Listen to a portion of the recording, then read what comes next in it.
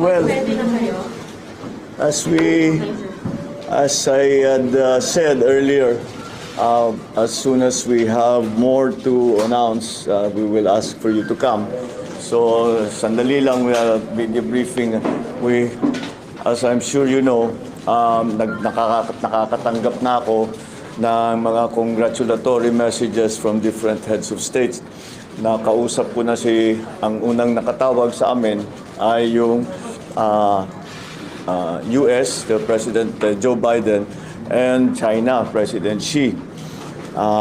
Nakausap ko na also the Japanese Prime Minister Kishida. I even spoke to the outgoing Prime Minister of Australia, PM Morrison, who just went through an election also.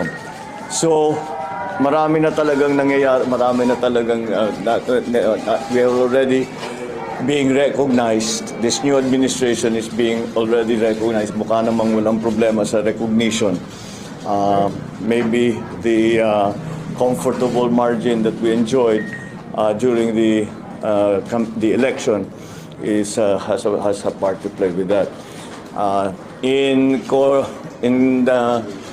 In connection of that, today I met with three ambassadors, the ambassador of South Korea, the ambassador of Japan, the ambassador from India, and now the head of station of the United States, where we were able to discuss many of the things that how we are going to handle the next few years in terms of our relationships with the different countries. Ang aking lang laging pinapaalala sa kanila, sinasabi ko, palagay ko, sa pandemyang ito, ang recovery ng lahat natin ay hindi kakayanin ng kahit isang bansa, kahit gano'ng kayaman. Kailangan the partnerships will be the one that will bring us to keep the global economy at least as stable as is possible, and will give us the opportunities for us to take advantage of the opening of the global economy. So I think that we were all in agreement that that is going to be the situation. Specifically in Japan, with the Japanese ambassador, we spoke about some of the ODA projects that JICA ODA that possibly we can pursue. At marami siyang ipinakita sa amin na mga possibilities in terms of infrastructure, in terms of transportation infrastructure, in terms of the usual horizontal infrastructure, and also of employment, where he would like to see an increase. Japan would like to see an increase of employment of Filipinos in Japan. So that we will pursue those opportunities further. With the ambassador of South Korea, napag-usapan namin yung IT, digital communication, because South Korea is still considered to be one of the best in the world when it comes to IT. And I said, kung sana matulungan mo kami diyan. At pinag-usapan din namin with the South Korean ambassador, napag-usapan din namin yung offer nila at yung nakapunta na rito ng mga expert na nuclear power para tignan ang Bataan Nuclear Power Plant para makita kung ano ba ang maaring gawin. Pwede pa bang ituloy o kailangan na magtayo ng bago? What are the things that we will have to do? So, binuhay namin ulit ang diskusyon na yon. Although they have come before, we will now study their recommendations and their findings, and we will see if it can still apply. Because as we have been talking about all through the campaign, isa sa pinakamalaking problema is the supply of power. If we are going to industrialize post-pandemic, we are going to go through rapid industrialization, when the power sector must be ready for that. And the problem with in the power sector is that laki ang lead time. Kahit na siguro yung pinakamaliit na planta, 3 years yan, minimum.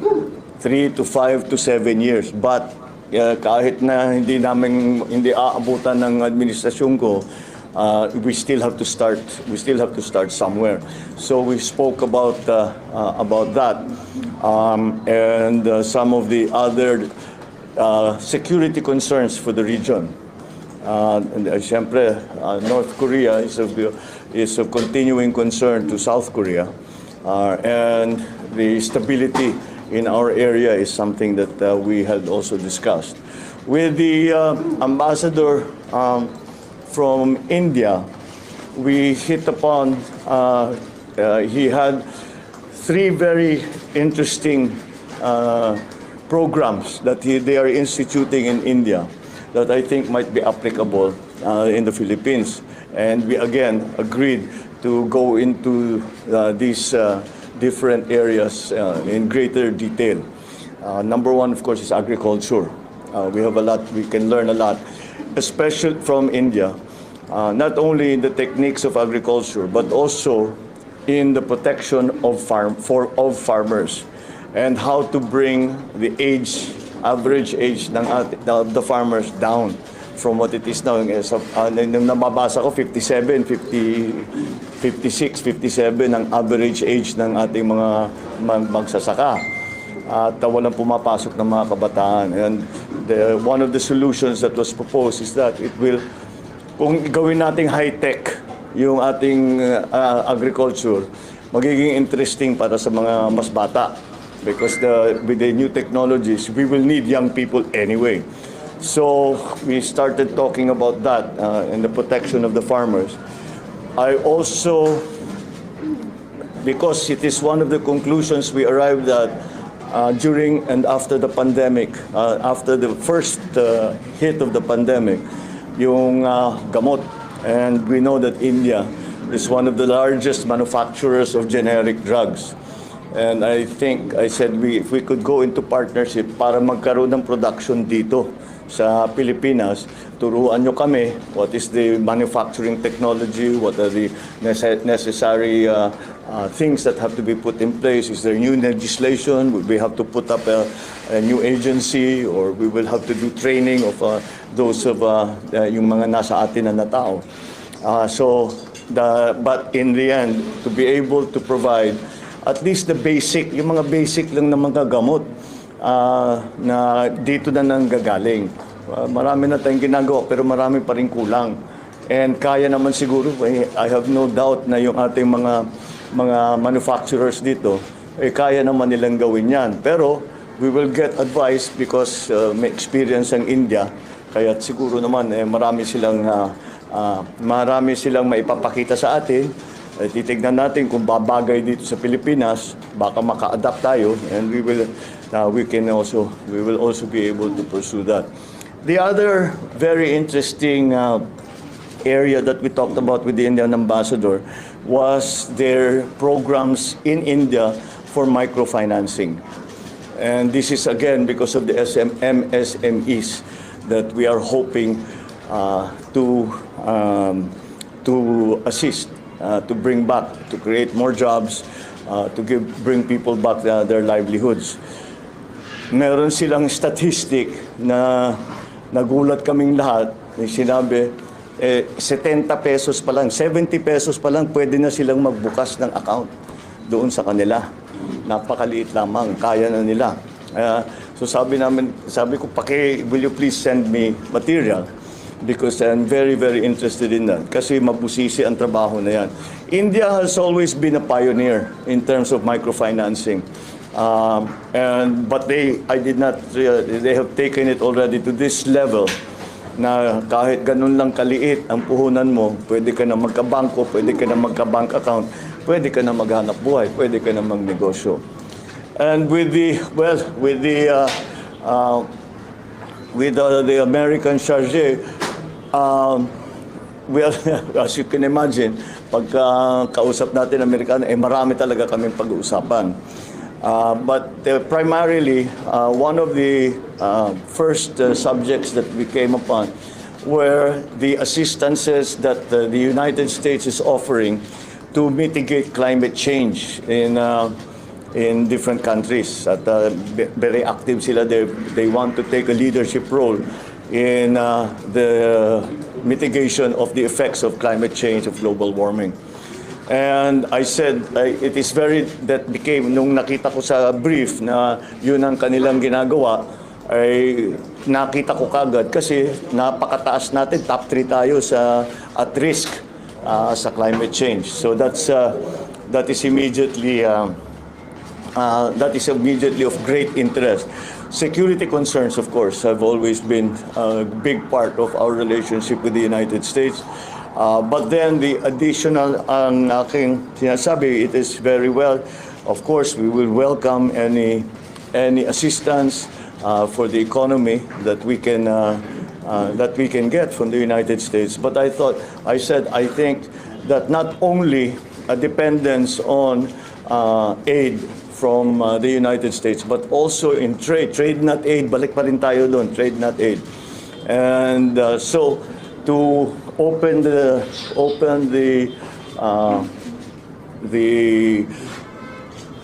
government, the bureaucracy, this administration, to the possibilities of private partnerships, joint venture from the Philippines and with the American. Marami naman tayong history sa ganyan. Marami nagbubukas dito na kumpanya na American for a long time now. So that is a well-established route or role that we have the part of our relationship. Siyempre, security concerns, pinag-usapan namin, the return or the re-signing or the extension of the VFA agreement and how it has to be redefined for the near future with the changing situation around the world, especially in our region. Siyempre, yun ang ating primary concern. So we talked about some new technologies that might be available to us in terms again of power generation, but which ang usapan talaga nasa climate change. Napunta kasi naman climate change napupunta yan sa lahat ng sektor eh. Kaya tayo nang napunta sa power, napunta sa agri, napunta sa iba't ibang sektor. So that is the extent of my discussions with the ambassadors today, with some of the diplomats that came to see me today. This is not the first time I've met with him. This must be about the second, third, or fourth time already dahil nung kampanya pa lang, marami nang pumupunta, nagtatanong, ano ba talagang iniisip mo, ano yung binabalak mo. And this is just to further the discussion so that we get into actual practical detail. Hindi lang yung mga vague ideas of what can be done, but really to dig down and to see what can be done, what needs to be done para mag-succeed itong mga program na ito. What do we have to do in the Philippines? What can we expect from our partners around the world? So that's basically it. Except for some of, I think yung inaantay nyo talaga yung mga appointment. No? Well, na ano tayo ni our friend, the incoming DOJ secretary has already announced it himself. So sigundahan ko na lang siya that Boying Remulla, I have asked him to join the government as DOJ, the Secretary of the Department of Justice. I think he will be very good. He has, as you know, he has a great many years of experience in government, number one. And what many people do not know is that he's actually a very, very good lawyer. And so I think he will fit very nicely into the DOJ. I guess we can talk about our last meeting already. I had over lunch the former Secretary Laguesma of DOLE and Toots Ople to talk about the labor segment, both DOLE and the new Department of Migrant Workers. Our new my nominee for DOLE is going to be the former Secretary Laguesma, to return. And we've asked help from Tuts Opde to organize already the Department of Migrant Workers, so that when the time comes that we are mandated to start operations, we are ready. Hindi na tayo mag-a-adjust, hindi na tayo magpapalit. Kaya ang naging concern ko is mahirap naman kung magbabago tayo 2 years from now, babaguhin natin dahil magkakaroon ng Department of Migrant Workers, ay kung ititigil pa natin ang services bago tayo nag-organize. So sabi ko, para hindi matigil ang functions, ay ngayon pa lang, umpisahan na nating pag-isipan kung ano ang gagawin natin para pagdating ng panahon ay mabilis na. The Department of Migrant Workers from the day one will immediately be operational and performing its function. That's really my general policy sa lahat na ito, is to fix policy as early as now, so that when the time comes that we are giving now our nominations to the CA, ay mabilis na ang magiging proseso.